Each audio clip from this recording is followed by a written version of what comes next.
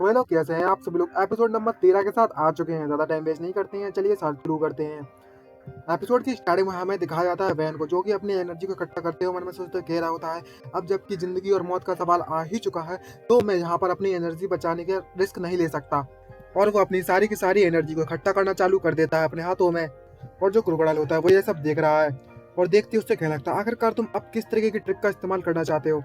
लेकिन जो वैन होता है वो उस पर ध्यान नहीं देता और अपना कंसंट्रेट चालू रखता है, जिसके कारण वहाँ पर काफ़ी ज़्यादा ठंडी विंड जनरेट होना स्टार्ट हो जाती है और बहुत ज़्यादा माना इकट्ठा होने लगता है उसके हाथों में, जितना भी उसकी बॉडी के अंदर होता है सारा का सारा।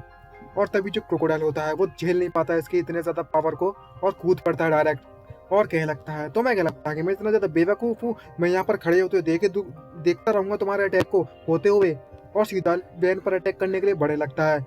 लेकिन जो वैन होता है वो भी कहाँ हार मानने वाला, सारा का सारा जो माना इकट्ठा करने के बाद ज़मीन में छोड़ देता है, जिसके कारण वहाँ पर जो एयर होती है वो वाटर होता है, एयर में जो वाटर होता है उसे मटेरियल फॉर्म में डालने लगता है मैजिक की मदद से, और वहाँ पर धीरे धीरे करके बर्फ जनरेट होना स्टार्ट हो जाती है। और ये देखते हुए क्रोकोडाइल कहने लगता है, अब ये क्या बवाल आ गया यहाँ पर।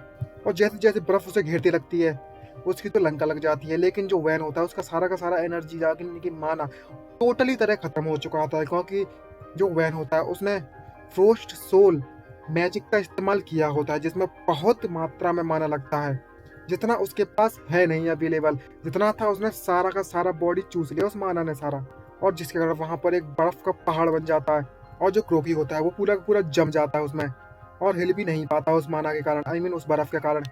लेकिन जैसे ही उसका माना खत्म होता है तो उसे दिक्कत होने लगती है उठने में वैन को, और उठते कहने लगता है, क्या मैंने कुछ ज़्यादा तो नहीं कर दिया, और मेरा माना भी पूरी तरीके से खत्म हो चुका है। और जैसे ही डेडपूल की तरफ मुड़कर देखता है तो डेडपूल जिंदा होता है, लेकिन पूरी तरह बर्फ से ढक चुका है और डेडपूल की हालत बहुत ज़्यादा खराब हो रही होती है, जो कि कह रहा होता है, मैं यहाँ पर बर्फ के मारे मतलब ठंड के मारे मरा जा रहा हूँ। तभी वैन उसके पास आता है और उससे कहने लगता है, तुम यहाँ पर अभी भी जिंदा हो। तभी जो डेडपूल होता है उससे कहने लगता है, जो मेरा सूट है वो ठंडे के लिए काफ़ी ज़्यादा ठीक है। तभी वो कहने लगता है वैन उससे, लेकिन तुम्हारा जो सूट है वो वाटर प्रूफ नहीं है ना। तभी वो कहने लगता है डेडपूल उससे, क्या सच में ऐसी बात है, मुझे तो पता ही नहीं था। तभी डेडपूल उससे कहने लगता है, जिससे पहले कि वो जो बुढ़ा आदमी है ओल्ड मैन है वो वहाँ से बाहर निकला है, हमें जल्द से जल्द यहाँ से निकलना होगा। और वो वैन भी कहने लगता है, हमें यहाँ से जल्द से निकलना हो तो बेटर होगा, चलो चलते हैं जल्द से जल्द। मुझे लगता है जो ओल्ड मैन है वो जल्दी छूट जाएगा उस बर्फ से। और लेकिन अचानक से उसे किसी का साउंड आने लगता है, और जैसे ही पीछे मुड़कर देखता है तो जो क्रोकोडाइल है होता है वो अपनी फुल पावर से उस बर्फ को तोड़ना चालू कर देता है। ये देखकर वो बहुत ज़्यादा शॉक होता है और बोलता है, इतनी जल्दी। तभी जो डेडपूल होता है वो कहने लगता है, हमारी तो लग गई। तभी डेडपूल उससे कहने लगता है, हमें जल्द से जल्द कुछ करना होगा जिससे पहले कि वो वहाँ से आज़ाद हो जाए। और वैन भी उससे कहने लगता है, मुझे पता है, लेकिन मेरे पास इतना माना नहीं बचा हुआ है कि मैं कुछ कर सकूं, मेरे पास इतना ही माना बचा है कि मैं अपनी बॉडी को इधर उधर मूव कर सकूं कुछ समय के लिए। आखिरकार अब मुझे क्या करना चाहिए। तभी अचानक से उसे कुछ मैसेज होता है और तभी उससे कहने लगता है कि अब मैं जो यहाँ की फाइट है वो इससे खत्म करता हूँ, और जिम में से कुछ निकालने लगता है। डेडपूल टोटली कंफ्यूज होता है और सोचने लगता है, अब ये क्या करने वाला है।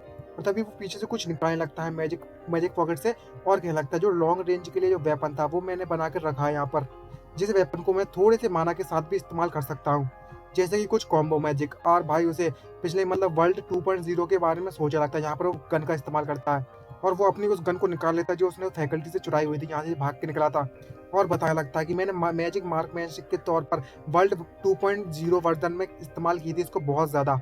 और तभी वो अपनी जो गन होता है उसे रेनफोर्स करना चालू कर देता है अपने मैजिक से, और उसकी जो ताकत है उसे बढ़ाना चालू कर देता है ताकि वो झेल सके और जितना पावरफुल हो सके उतनी बुलेट को छोड़ सके। और उसकी जो गन होती है वो धीरे धीरे करके माना इकट्ठा होने लगता है गन में, और गन से जहाँ से बुलेट निकलती है वहाँ पर हमें दिखाया जाता है माना की फील्ड को। और ये सब करते हुए वो कहने लगता है, जो मेरी पुरानी गन है ये वाली, वो मुझे ही लगता है कि मेरा ज़्यादा माना जो झेल पाएगी, लेकिन अभी के लिए इतना काफ़ी है। आखिरकार ये अंत जो है हमारा। और हमें दूसरी तरफ क्रोकोडाइल को दिखाया जाता है जो कि उस बर्फ से छूटने ही वाला होता है और इजीली उसको तोड़ देता है बर्फ को बिना किसी परेशानी के क्रोकोडाइल।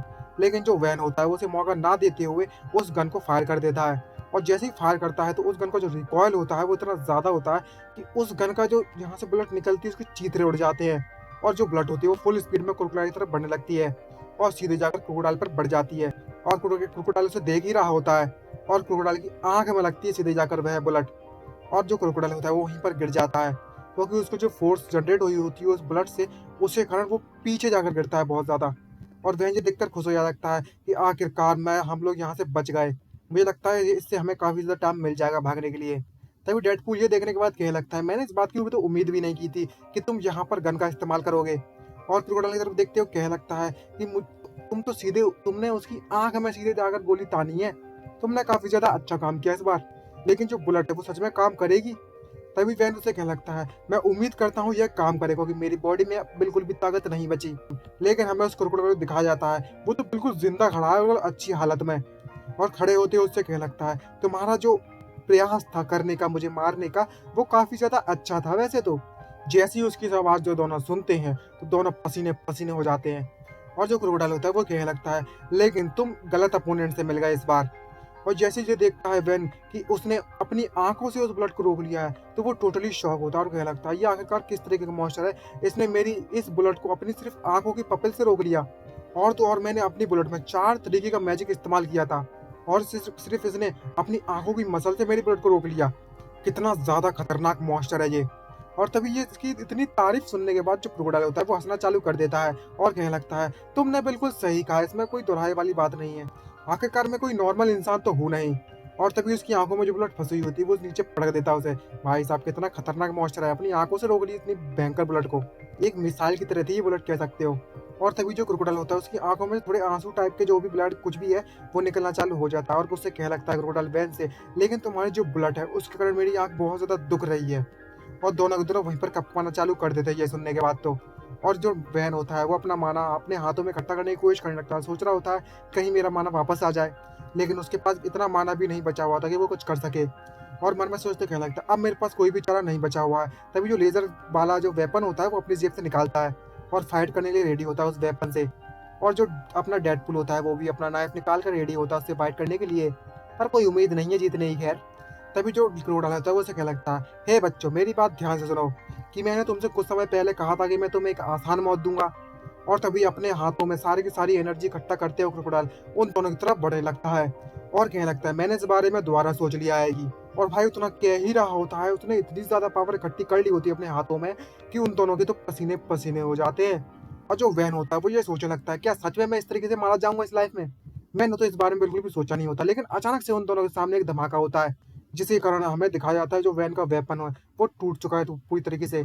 और भाई डेडपूल का वेपन भी जमीन में पड़ा है, लेकिन दोनों कहाँ हैं? और तभी हमें दिखाया जाता है जो वैन की शील्ड है वो टूटने वाली होती है लगभग लगभग, और अचानक से उसकी पूरी की पूरी शील्ड तबाह हो जाती है। और सोचने लगता है, क्या मैं अभी भी जिंदा हूँ, लेकिन कैसे? और तभी सामने आए खोलकर देखता है तो किसी ने उसके जो अटैक आ रहा होता है क्रोकोडाइल को इजिली रोक लिया होता है अपने हाथों से। तभी हमें यहाँ पर दिखाया जाता है एक और नई लड़की की एंट्री को। बट एक सीक्रेट बात है, ये लड़की पुरानी है, आपने देखा होगा पीछे पिछले एपिसोड में। तभी वैन ये देखकर कहने लगता है, आखिरकार ये बंदी कौन है?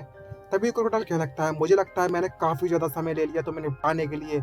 सिटी गवर्नमेंट की जो हंटिंग डॉग है एवेलिन यहाँ पर आ चुकी है। तो गाइज यहाँ पर हमें इसका इंट्रोड्यूस कराया जाता है जिसका नाम एवेलिन होता है। आप समझ ही जाओगे इसकी शॉर्ट बॉब मतलब शॉर्ट हेयर देखकर कौन है, सब्जी वाली है, मैं पहले बता दे रहा सीक्रेट। और तभी जो एवेलिन होती है वो उससे कहने लगती है, हे क्रोक, तुमने इस बार लाइन क्रॉस कर दी है यहाँ पर बब्बर मचाकर, अब तुम्हें इसकी सजा भुगतनी पड़ेगी। और इसी सरप्राइज के साथ यह एपिसोड खत्म होता है। भाई वीडियो अच्छी लगे तो लाइक सब्सक्राइब करना मत भूलिएगा। मिलते हैं नेक्स्ट एपिसोड में, पता चलेगा इसके बारे में, एवेलिन के बारे में। खैर बाय।